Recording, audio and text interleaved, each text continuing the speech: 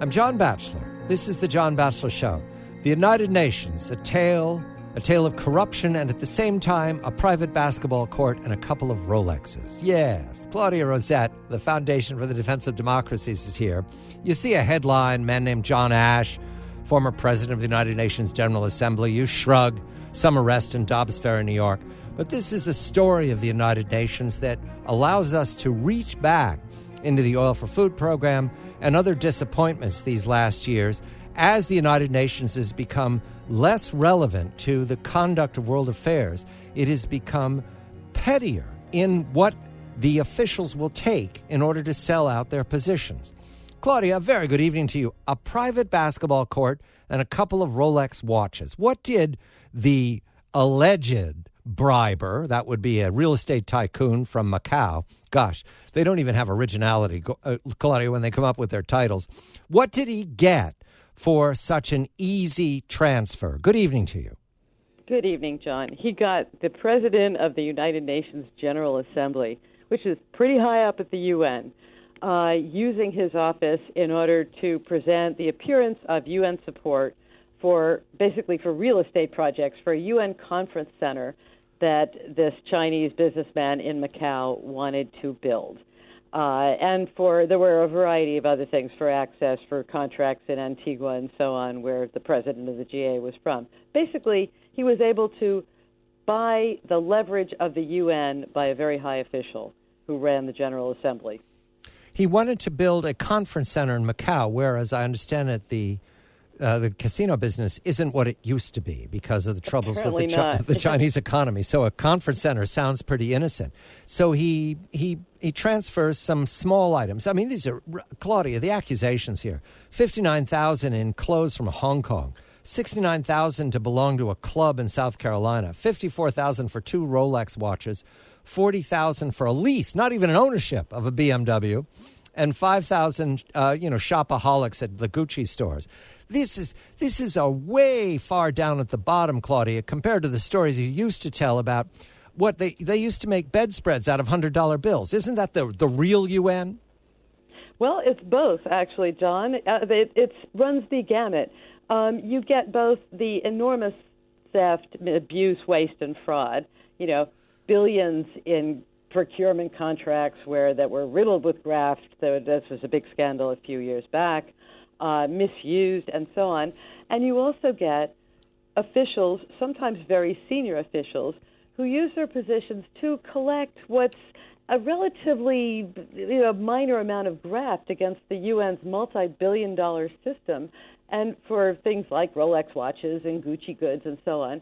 And at the same time, they leverage their positions in ways that profoundly corrupt the entire institution, that make it a sort of a place where you can go and buy a piece of something that what is the UN? It's supposed to embody the trust of all these member states, and it certainly embodies the investment of tens, scores, hundreds of billions over the years by the United States taxpayer. All this can be thrown away or actually terribly misused so that officials can hold their hands out for bribes that really are nothing compared to the billions that have put in, and at the same time are a sort of nice handful of loot in the pocket of officials who would like to have a private basketball court in their home in Westchester. It's that kind of scene. This conversation is about a UN official, Ash, and these are alleged crimes, the allegations filed by a very distinguished U.S. attorney, Preet Bharara, and the U.S. attorney is saying that this conduct he can track very carefully between what was paid and what was offered. There's reason to believe there's more coming here, Claudia. This feels very much like the early stages of an investigation where some of these, because there are other officials who have been indicted as well, 5 others, some of these players could flip, Claudia, and point fingers in other directions. So I want to go back to history here, because the United Nations didn't just get like this. One of the ironic remarks in Claudia's piece at Pajamas Media is that the outrage expressed by the U.S. attorney is a little disingenuous. We're getting used to this. Back to the old days, Claudia, oil for food, when you and I used to enjoy ourselves telling these whoppers. Who is Benon Sevan, and how was he punished for his participation in oil for food? Benon Sevan was the head of the enormous oil for food program, the UN relief program meant to ease the pain of sanctions on Saddam Hussein's Iraq, and which vetted more than $110 billion worth of business deals that were supposed to provide humanitarian relief, and actually were just so laced with graft. It was a huge graft machine. And Benon Sevan, who ran this, has been accused, allegedly, of pocketing something like $147,000 in kickbacks on Saddam Hussein's oil sales. In other words, illicit funds he was not supposed to have out of the program that he was running. And in order to do much the same thing that we're reading about now, to have fancier meals in New York, to pay for a second home in the Hamptons, for things like this. And what penalty has been imposed? Well, Benon Sevan has never faced justice. While the UN was assuring the world that he would be available to cooperate with investigators and so on, he left New York, returned to his native Cyprus, from which he, as a native citizen, he cannot be extradited, and has been living there ever since. Not only has he been living there, the UN began sending him his UN pension. In other words, he was treated as just another retired employee, apart from the fact that the UN's own inquiry had said he had accused him of taking bribes, and in 2007 he was indicted in the Southern District of New York for money laundering and in relation to the enormous UN relief program that he ran. In other words, when the Southern District Attorney says he wants that if this latest case, if it yields a conviction, will show that corruption at the UN has reached the UN. Well, corruption has been part of the UN actually since its beginning, but this is just the latest in a series of spectacular graft cases, John. Benon Sevan, I recall you visiting Benon Sevan on Cyprus once, and you called upon him. He welcomed you, and you talked over the allegations against him. He didn't have much to say for himself. I think he was drying his socks at the time.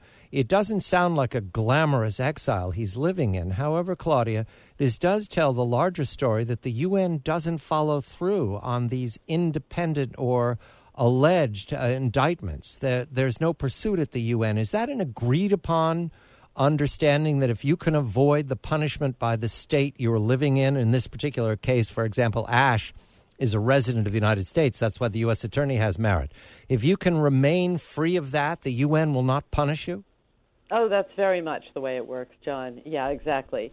Benon Sevan, Cyprus has never done anything, despite the enormous amount of information unearthed about his activities in the oil for food scandal, the UN oil for food program.